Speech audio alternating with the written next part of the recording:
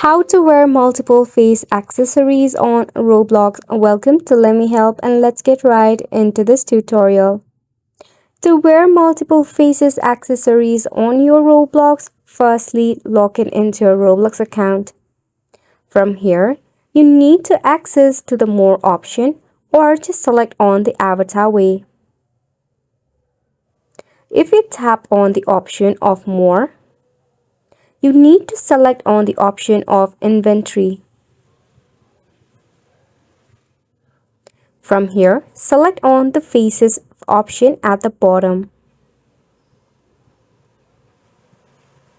Now from here, in order to wear multiple face accessories, you will have to at least purchase these accessories.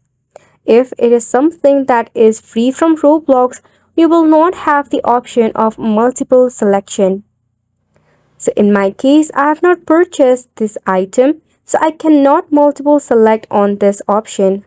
However, if you have purchased it, you will get the chance to multiple select it and layer the face accessories on your Roblox. Isn't it simple? So that's pretty much it for the video as well. We hope that you found it informative and helpful to you.